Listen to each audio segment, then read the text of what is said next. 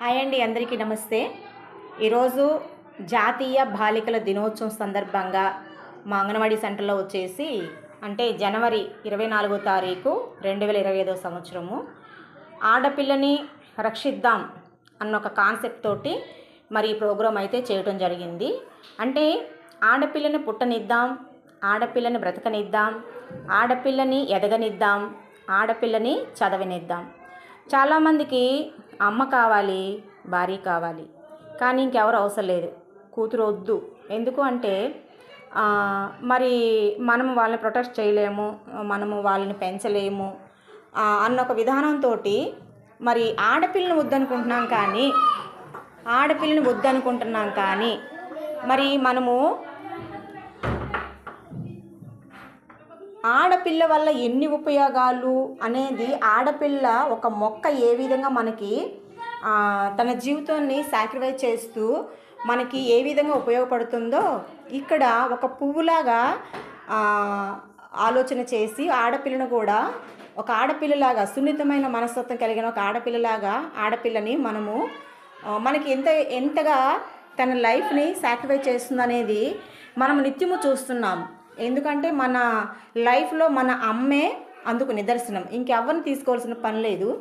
అయితే చాలామందికి తల్లి కావాలి, భార్య కావాలి, అంతేకాని ఇంకెవరు అవసరం లేదు అన్నట్లుగా ఉంటున్నారు. ఆడపిల్లల మీద జోకులు, ఆడపిల్లల మీద అసభ్యకరమైన సినిమా పాటలు, లేకపోతే ఆడపిల్లని ఎలా అంటే ఒక అంగడిలో బొమ్మలాగా, అంటే మనకంటూ ఒక ఆత్మస్థైర్యం నింపే ఒక తల్లిగా మన ఒక ఆడపిల్ల ఉన్నప్పుడు ఆడపిల్లని మనము నిజంగా అండి, మనం ఎన్ని సంవత్సరాలు ఈ జాతీయ బాలికల దినోత్సవం లేకపోతే అంతర్జాతీయ బాలికల దినోత్సవం చేసుకుంటే మనకైతే సరిపోదు.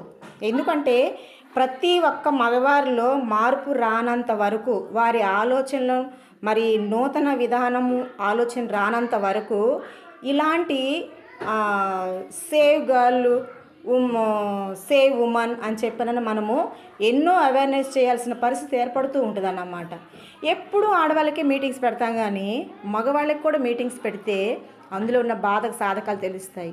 సో కాబట్టి ఇక్కడ చూడండి, ఒక తల్లి ఉంది, అక్క చెల్లి ఉంది, ఫ్రెండ్ ఉంది, భార్య ఉంది, తర్వాత వచ్చేసి కూతురు ఉంది, టీచర్ ఉంది, డాక్టర్ ఉన్నారు, పోలీస్ ఉన్నారు, ఐఏఎస్ ఉన్నారు, ఐపీఎస్ ఉన్నారు.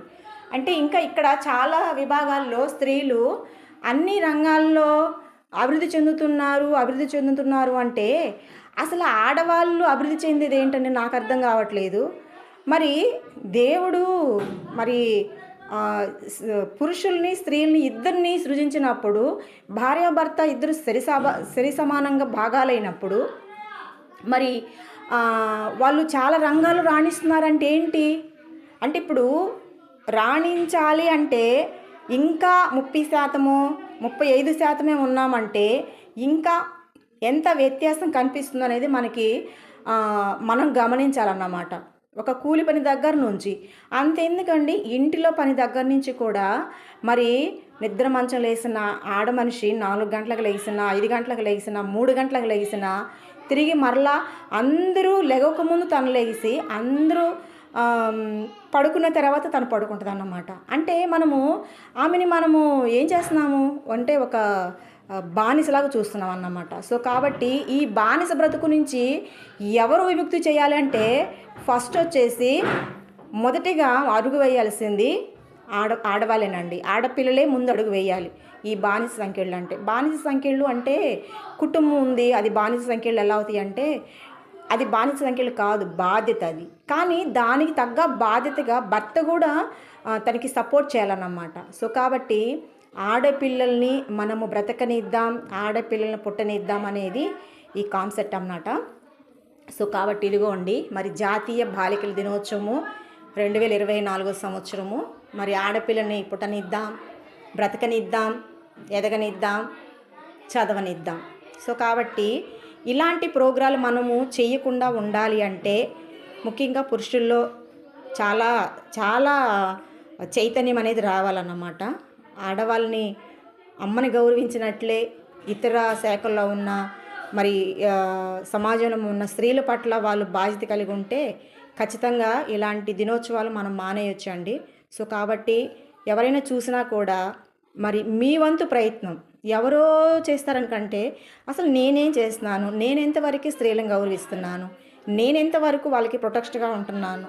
కేవలం ఏంటనంటే అండి, ఎక్కువగా స్త్రీలకి మానసిక స్థైర్యం ఎక్కువ, శారీరకంగా బలహీనలు. ఆ శారీరక బలహీనతనే అడ్డం పెట్టుకొని ఎంతోమంది మరి ఆడపిల్లల్ని మోసం చేస్తున్నారన్నమాట. సో కాబట్టి ఇలాంటివి మనం మరలా మరలా జరుపుకోకుండా ఉండాలి అని అంటే మరి ముఖ్యంగా మగవారిలో మరి పురుషుల్లో చైతన్యం రావాలి. చైతన్యం తెచ్చే దిశగా వాళ్ళకి మీటింగ్స్ పెట్టాలి. సో కాబట్టి నేను కూడా మొన్న ఎక్కువగా మగపిల్లలకి ఎక్కువ చెప్తూ ఉంటానన్నమాట. సో కాబట్టి మీరందరూ కూడా ఆడపిల్లలకి మరి మనము కుటుంబీకులంగా మనం ఆడపిల్ల తక్కువ అన్నొక తీసివేసి, లేదు అంటే ఆడపిల్ల ఇక్కడ కాదు అక్కడికి వెళ్ళిపోతుంది, మనకి ఇంకా ఉండేది ఇక్కడ కొడుకే కదా అన్న ఉద్దేశం కాకుండా తను ఎక్కడికి వెళ్ళినా కూడా, తను ఎక్కడున్నా కూడా తను సేఫ్గా ఉండాలి. ఎందుకంటే మన బిడ్డ కాబట్టి అందరి బిడ్డలు మన బిడ్డలాగే చూద్దామండి. మన బిడ్డ ఒక్క బిడ్డే కాదు, ఎదురుగున్న ఆడపిల్లలు కూడా మన బిడ్డలు లాంటి వాళ్ళే. సో కాబట్టి అందరినీ మనము మంచిగా వారికి ఎదగటానికి చేతుని అందిద్దాము.